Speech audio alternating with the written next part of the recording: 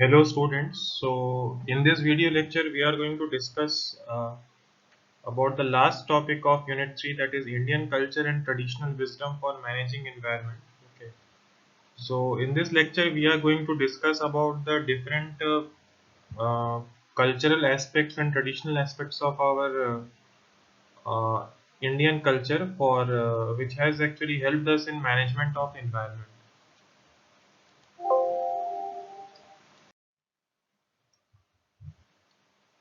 So Indian culture and traditional wisdom for management of environment. So if you could have seen that in different parts of India, communities have inherited the rich tradition of love and reverence for nature through ages. Okay, so it means that people are in constant practice of worshipping our trees, our rivers, okay, and even our wild animals, because they have been considered as sacred, okay, and they have been considered as connected to God.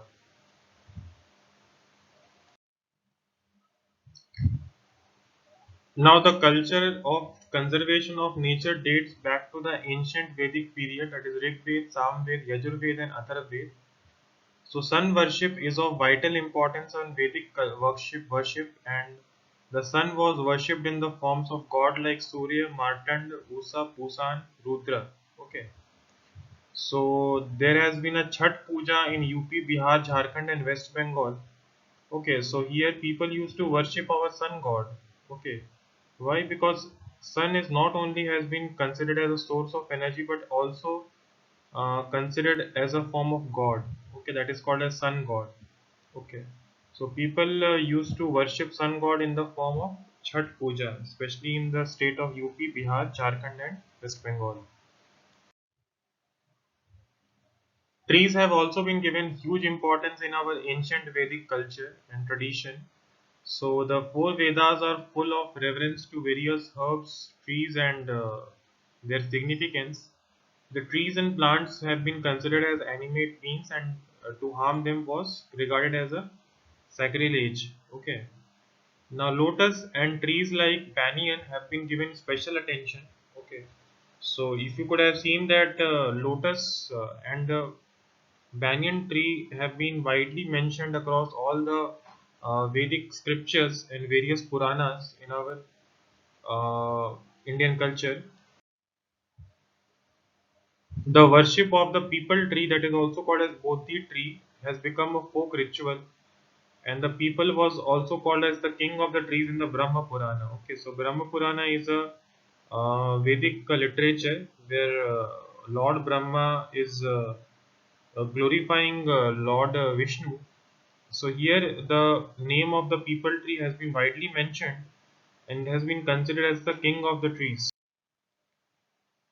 Now flora and fauna with their association for human beings has also been depicted in the epics like Mahabharata, the Ramayana, and the different composition by a famous poet, that is Kalidas, in his different books, that is Meghadoot and Abhijan Shakuntala. They provide colorful portrayal of the trees.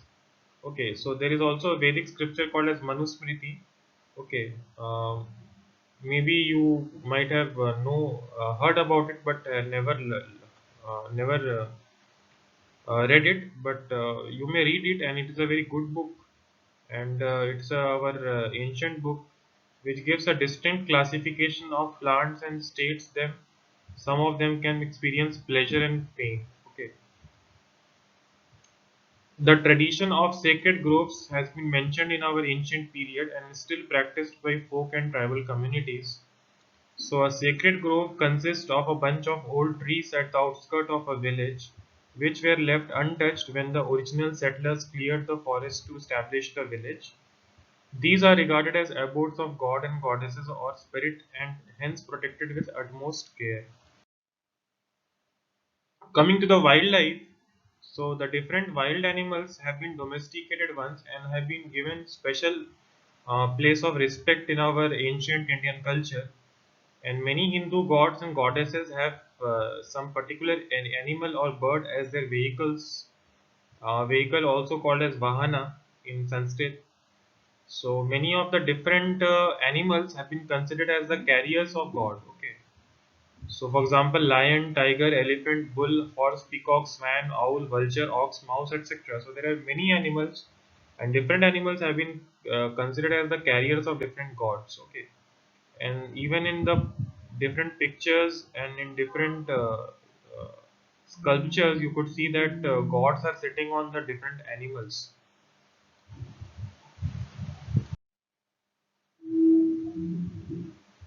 So next we are going to talk about a community called as Bishnoi.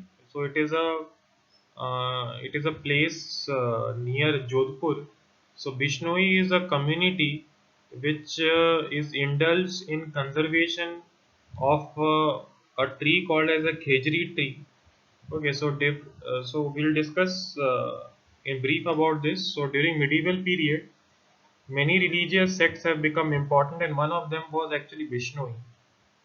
So this Bishnoi is actually a community in the hostile zone of Rajasthan or in the arid zone of Rajasthan.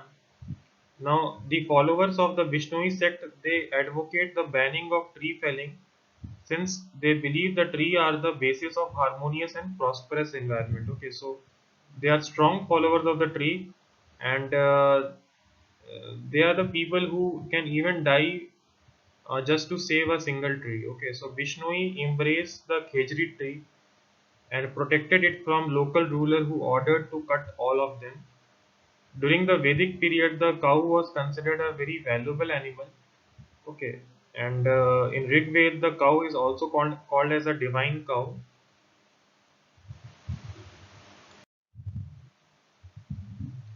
Now there are different nature of offense and the different punishment related to them as per the Protection of the Plant Act.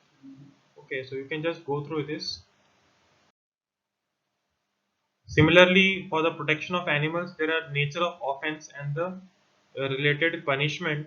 Okay, so normally it is not being practiced these days, but these should be strictly practiced in our Indian law.